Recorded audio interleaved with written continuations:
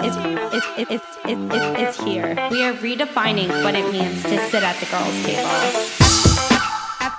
Excited. Woo! Let's go. Okay. We're gonna Okay. start every podcast with this now. Honestly, it energizes you, gets you ready to go. Hello, everybody. Welcome back to the Girls' Table. I'm Alana Dickman, and today I have Paige Doherty, who is the founder of Behind Guinness Ventures, author of a children's book, Seed to Harvest, and also Forbes 30 Under 30. What's up, Paige? How's it going? I'm doing well. We just recorded my podcast for Seed to Harvest before this, so I'm excited to continue our afternoon together and stoked to get into your questions. How are you doing? I am doing great. As you mentioned, that's why we need some jumping jacks, getting ready to go. All right, let's just get into it. So I want to start off, you are obviously so successful at such a young age. So I want to go back in time a little bit. So what did you originally want to be when you grew up? I laughed because I was interviewed on my local news station last year, and they put Paige Doherty, 22-year-old successful venture capitalist. And I was like, guys, thank you very much, but I don't know if I'm going to be successful for another 10 years. But I definitely feel really lucky to be in the position that I'm in today, running BGV and building it as a firm. But when I was younger, I wanted to do a handful of things. So I think the first and most serious consideration I had was to be a professional shoe tire. I was really stoked about learning how to tie my shoes. But I think that there's an element of really wanting to provide excellent service, whether it's shoe tying or venture capital or content, that has bled into everything that I do. And then the second thing that I wanted to do was be a writer. Mm-hmm. I didn't know that I was going to write a children's book. I think I was going to write the great American novel, book advance. Didn't really have children's book about venture on my bingo card for what I was going to end up writing my first book about. But it was a fantastic project that I worked on with my brother. And then the third thing that I wanted to do after that was manage rappers. So this is interesting because we chatted a bit about this in my podcast, but you also love music festivals. I have always loved being around creative people and artists. It just energizes me so much. And I thought that I wanted to manage musicians because I just loved, there's this energy when you're around people that are creating big things and have these big audacious visions where you're just I just love being around this and I want to support you on your journey.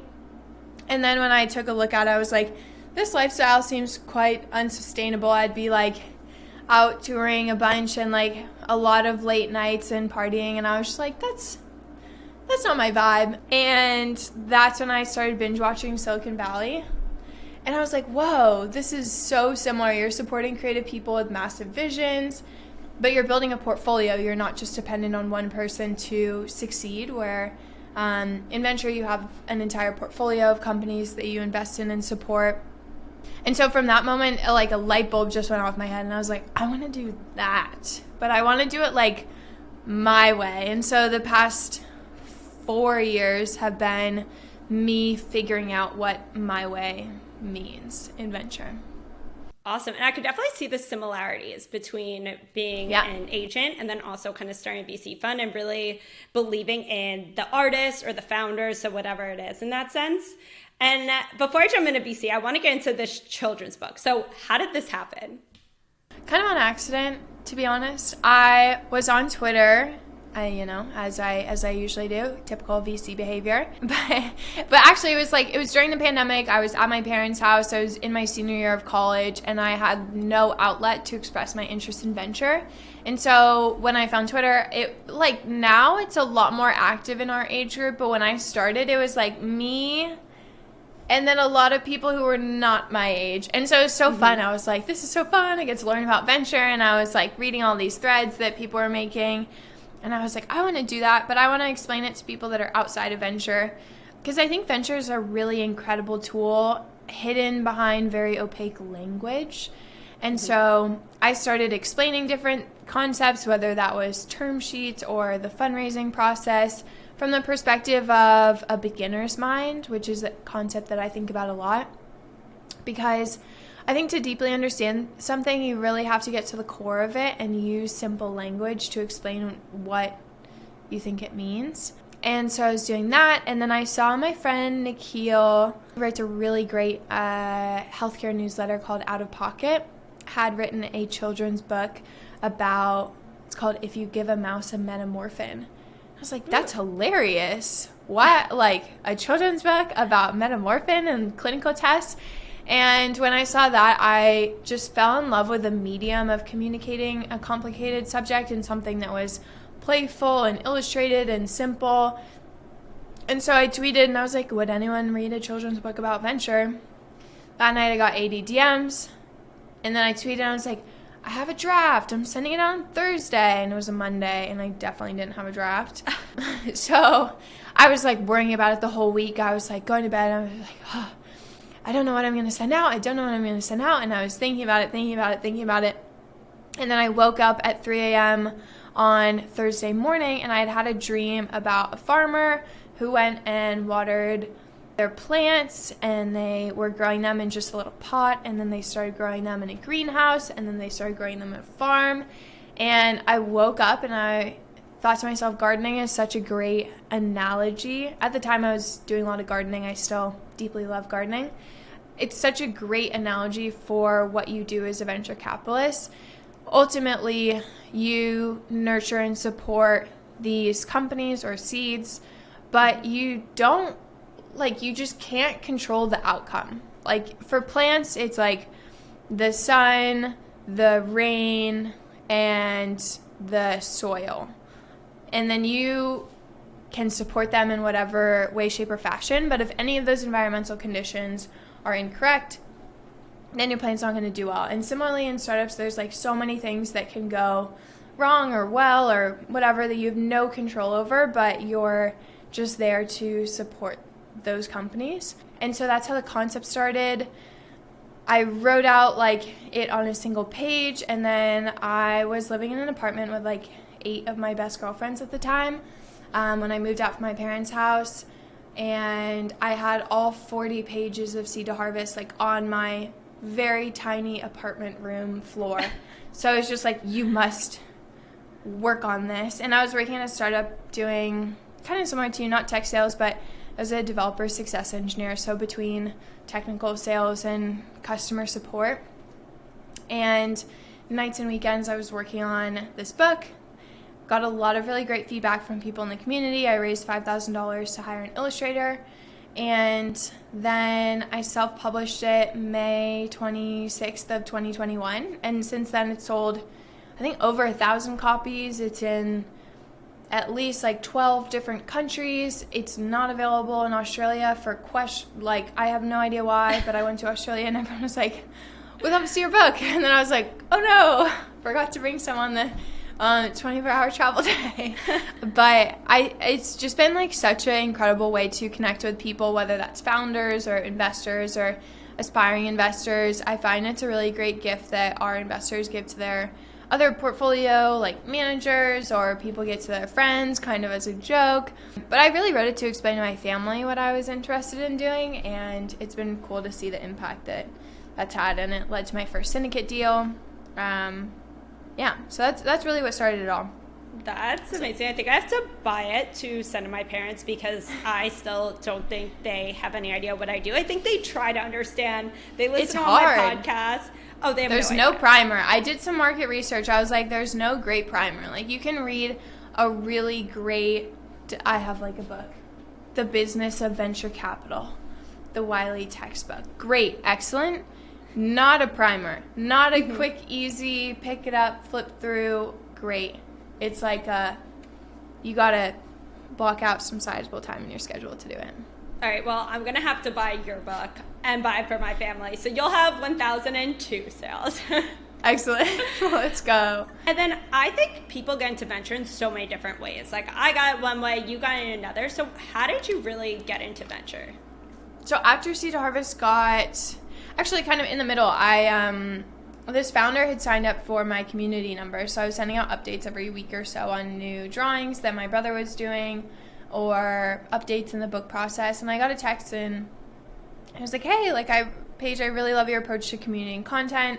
Are you interested in like chatting sometime about what we're working on at his company was called Cardea at the time, and I was like, yeah, sounds really cool. And he's like, oh, by the way, we're wrapping up a pre-seed, and it has like folks from the Excel Scout Fund and Stripe and Mixpanel. And I was kind of like in venture at the time. I was starting to get into it and understand the ecosystem, and then I was like, that's super interesting. And then I remember hopping on a phone call with him and just being absolutely blown away by his idea of connecting, basically like building the next LinkedIn, but a very community-oriented version of that, where you would allow creators to monetize the communities that they'd built by connecting those community members to really high-paying jobs in tech. And today that company is called Palette, but that was the first syndicate that I did in November, of 2020.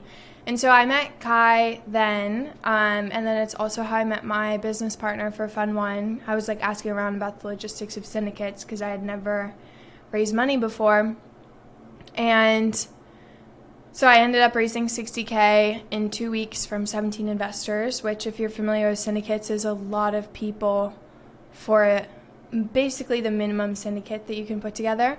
And at the time, it was like the most money that I had ever raised, and it was scary. I was like, wow, I'm responsible for like a lot of other people's money. And like I think that like how you do things when there's not that many zeros involved is how you do things when there's a lot of zeros involved. So I was always very like thoughtful about communicating, and transparency is really important to me. And so when I did 3 more syndicates after that in early stage companies, and then Josh and I in parallel were talking about potentially building a venture firm together.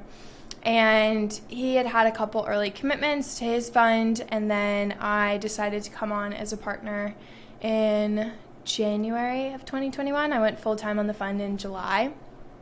So we raised $5 million for our first fund together, and we raised it from 120 like world leading tech investors like Andy Wiseman at USV, Jenny Lefcourt at Freestyle, Johnny Steindorf, who's one of the founding partners at Distributed Global, all these people who I had really looked up to. And we invested in 26 companies out of the first fund.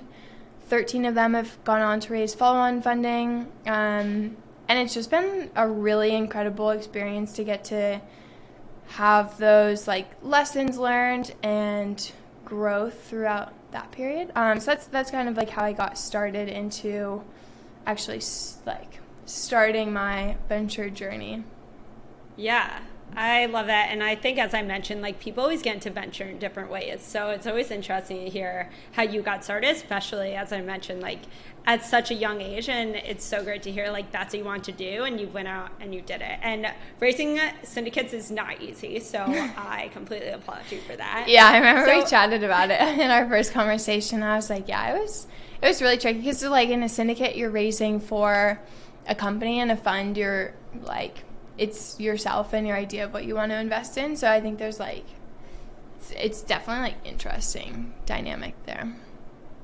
Oh, 100%. And then how do you determine what startups to invest in? So I would say like we invest in the pre-seed and seed stages at the future of work and future of play.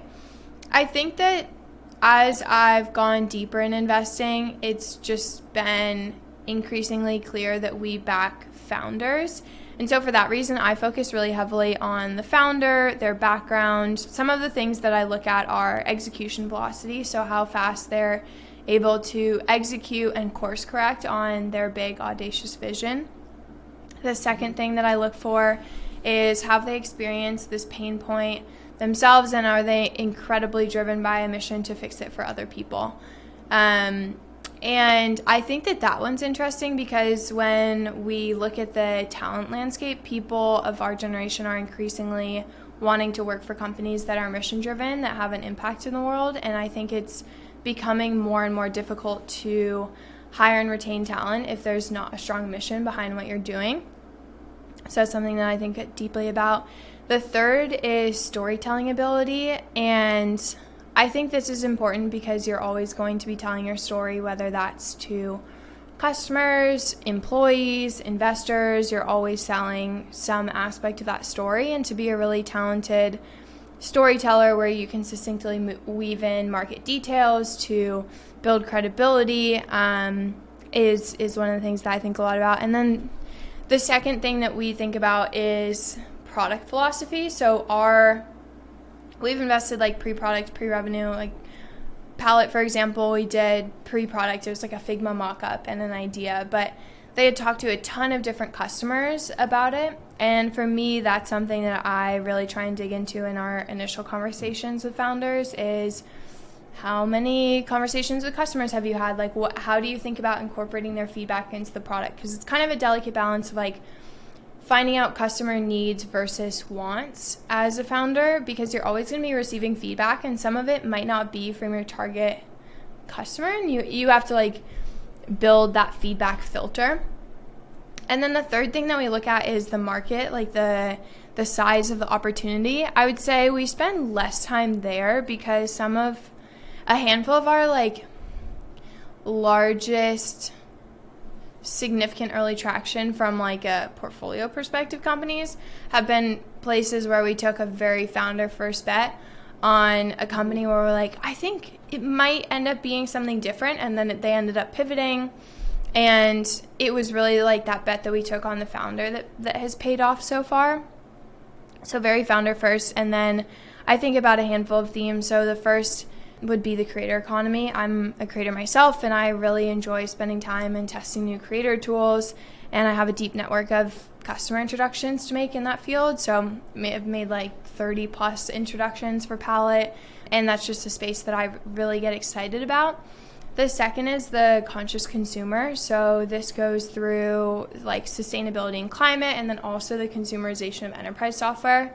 If you grow up with fantastic software, you're not going to accept subpar software in the office. And then I also think about the loneliness epidemic, and so we invest in gaming and fitness infrastructure to increase like that sense of play.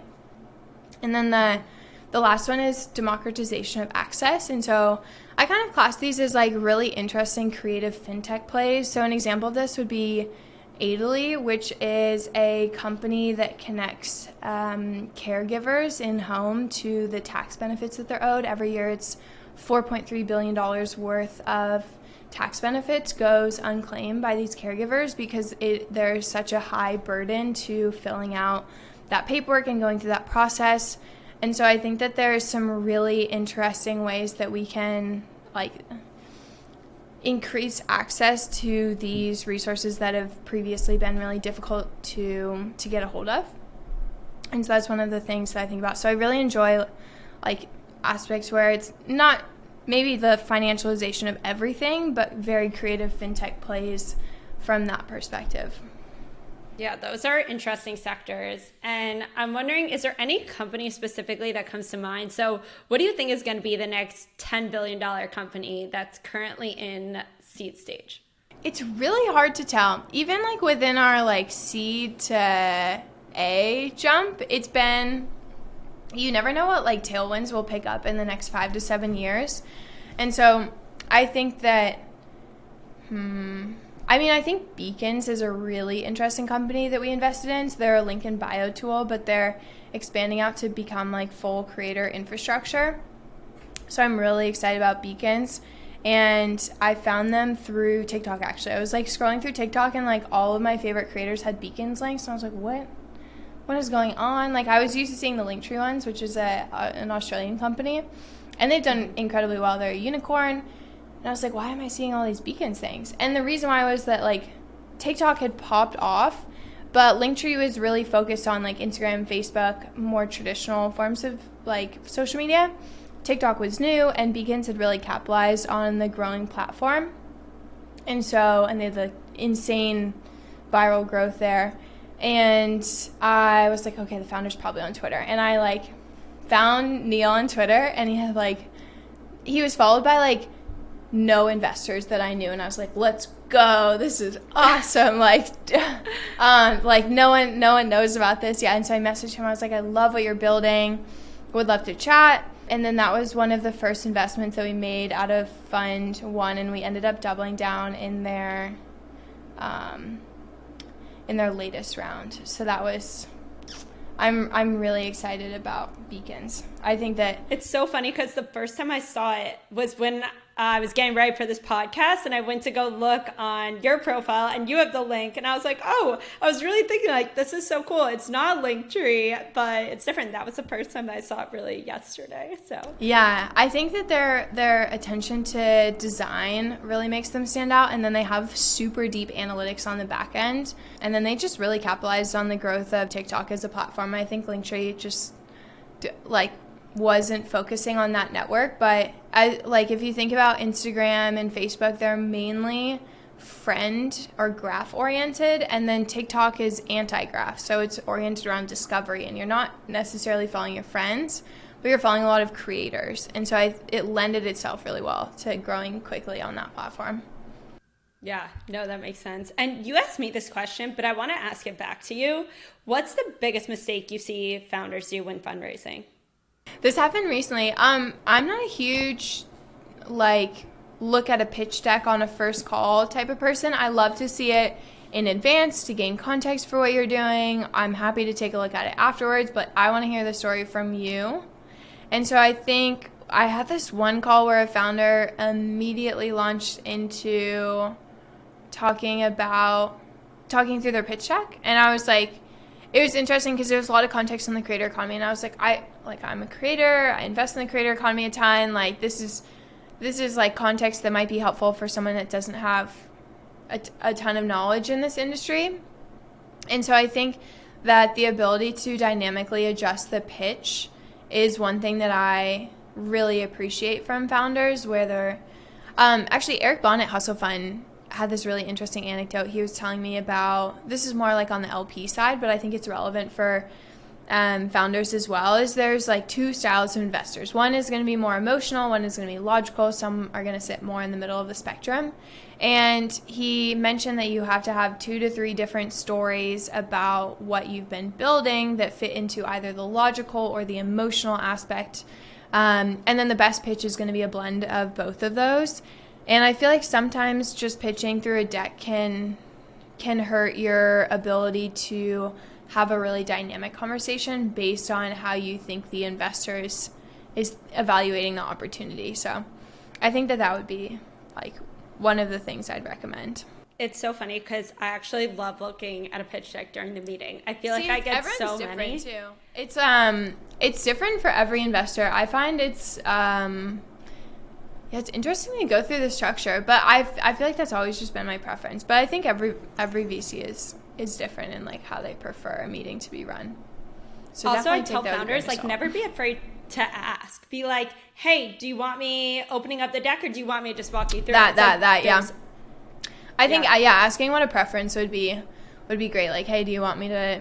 I have a deck prepared, happy to share it with you, or I'm happy just to have a conversation about it. I feel like, the asking the preference is great. Yeah, and is there any advice that you would give to a founder, apart from that, really looking at raising their first round of funding? I'm young enough in this industry to be like, I just don't have strong advice that's a one-size-fits-all, because every VC, what I've learned in this industry is like every VC is so different in the way that they make decisions, and then every founder's situation is different, whether you're like, metrics are super strong and you're showing like super strong product market fit, or maybe you're not, or maybe like you have a product that has something like an aspect of hardware, which a lot of investors shy away from, then your fundraising tactics are going to be different.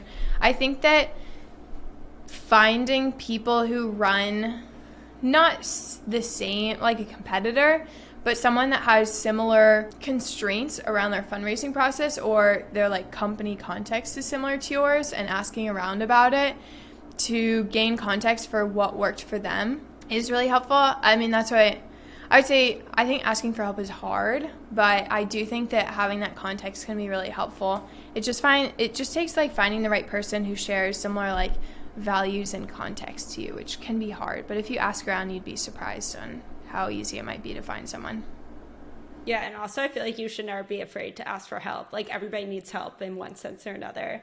Yeah, but you just don't think about it sometimes. You're like, oh, I'm like kind of embarrassed to ask this like super baller like for help with this like itty bitty question, but I know they've done it 100 times, so it's just kind of getting over that friction point of, no, they've done this a bunch and they're excited to help you. Yeah, and I guess going hand in hand with that, like what helped you become a better investor? Was there any individual you looked up to, maybe a book, or even like an event that has helped you along the way? I would say I've had like quite a unique path into venture, and I think one thing early on that was tough was I incorporated a lot of feedback from other people that might not have shared like my same context or interests. And because the way that we're building BGV is quite different from a traditional venture firm, but we want to go the more institutional route and build like a large venture franchise, I think that building more confidence in my investing style and style building a company in general has been like a big shift in mine. But I think like the way that I think about like some of my inspirations was, I would say like Sequoia on the investment side. I think they have like a really strong focus on homegrown talent with a chip on their shoulder. And then most of their LPs are either pension funds or charities. And so I just like, I love how they develop their like homegrown talent and are backed by people that really make an impact in the world.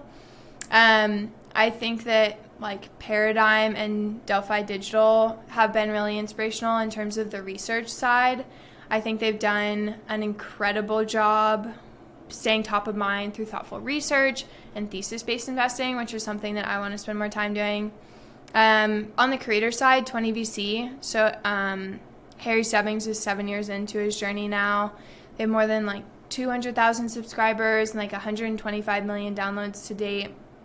And so having an in-house media team allows our venture fund to be like a massive microphone for the portfolio companies that we back and our investors, which drives significant deal flow, and also educates the next generation of venture investors. And then from like a more personal standpoint, someone that's really inspired me is French Laundry chef and owner Thomas Keller. I think what he's done is really interesting because he's like uncompromising on aligning what he does with his values, and he invests really deeply in training the next generation of chefs. So I think he has like one of the highest graduation rates from the French Laundry to other chefs launching their own Michelin star restaurants. And so my hope is that BGV someday in the future will produce like similarly storied and entrepreneurial alumni, and enriching the venture ecosystem beyond just our firm. So those are some of the people or firms that have inspired me in the venture world. Yeah, no, I love all of those. And you've obviously raised a fund at such an early age. So is there any advice you have for individuals who are either looking to start their own VC fund or raising right now that really helped you be able to secure your raise? Activity breeds opportunity. And I say this because I think the bar is low for creative reach out. So if you're just cold emailing people and saying like, hey, here's my fund, this is what I'm thinking about, let me know, let's hop on a call.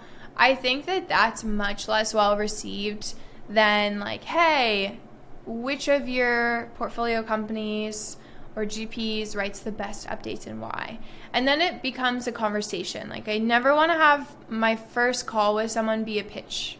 Like ever, really. And I think this is something that's unique about venture fundraising is like it's whether or not you're actively fundraising, you kind of always are building those relationships, because differently than a startup, in a startup you have like different rounds, but those investors stay in the same company. In a venture fund, you have funds, and so you have, up to 99 or 249 if you're less than 10 million investors in one fund, and they can choose yes or no in terms of carrying on to the next fund. And so it's really important to like go deep and build those relationships earlier on. So I would say that would be my advice. And then just like be consistently like creating opportunities for yourself by setting activity targets of like, reaching out to like 50 new people a week or something like that.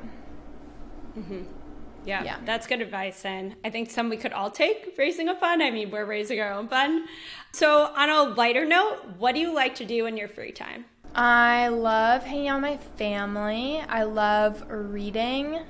I've read like 1,000+ books. Like my bookshelf's kind of messy right now, but I would show you. And I love surfing. That's like definitely my outlet. And then recently I've gotten really into antiquing. I think that there's something so special about having pieces in your home that represent your personality or curation and hold stories of their own. And it's something I've been trying to incorporate when I go to different cities, like going antiquing, because then I feel like it's so fun. You're like, oh yeah, I got this on this trip to New York, or I got this on my trip to Miami, like when I was doing XYZ, blah, blah, blah. But it's like, it's fun to have pieces in your home with a story. So yeah, that's what I've been into. I like that. Also, you need to teach me surfing. I am the worst surfer ever. And I need a new book. So what's been your favorite book? Like, what's your vibe? Both. One fiction, one nonfiction. Okay. Are you in a writing mood? I have a lot of writing books in my bookshelf. Because I've also been trying to find more funny writing, whether that's like nonfiction or fiction or whatever.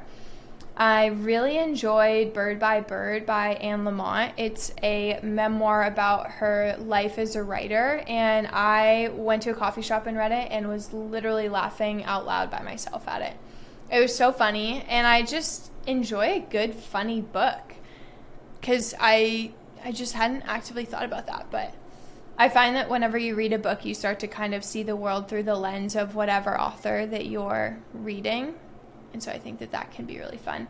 And then the other one, I mean, you read The Power of Habit, but I think Atomic Habits is really good around like creating dynamic habit systems. If you're interested in like digging deeper into that, I was revisiting that recently. I've been really into Audible books. So there's actually something called like Libby, where it's a library card. I love Libby. Through Audible books. It's epic. Oh, it's my I probably favorite talk about app. Too much. I'm Same. a Libby stan. Should we invest? Dude, is it a private company? Yeah, it's probably private, not for profit, but it's the best company ever. Libby Crunchbase. I'm looking at it. Libby just makes it so easy. If anybody's listening, get your library card in LA. You could do it online through Libby. Takes 5 seconds, and then I really get every single Audible book possible because yeah, it's amazing. They're private equity. They got acquired by KKR. So if you could sit next to anybody at the girls' table, who would it be? I think that it would be one of our investors and a close like mentor and friend of mine, Judy Estrin. She is just someone that I feel has added so much perspective to my life. She helped invent the underlying email protocol for the web, and then she built and took public or got acquired like 8 technology companies, and she's been on the board of Disney and I think UPS as well, and she just has the most dynamic way of thinking about things, and I always enjoy our conversations. So I think, yeah, Judy, she's great. I have her book actually, you were talking about books. I think this one is really good. It's called Closing the Innovation Gap by Judy Estrin. All right, I'm going to have to write down. Yeah. When I went up to like meet her for the first time, she like signed it. It was so cute.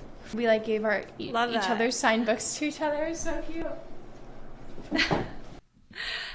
And then I just want to end on the last note. Where can people follow you? And is there any last minute advice that you have for the listeners today? I think spend more time thinking. I think might sound dumb, but I think we spend a lot of time consuming and less time just thinking, and sometimes you can feel guilty about just sitting around and doing nothing, but like thinking is really helpful.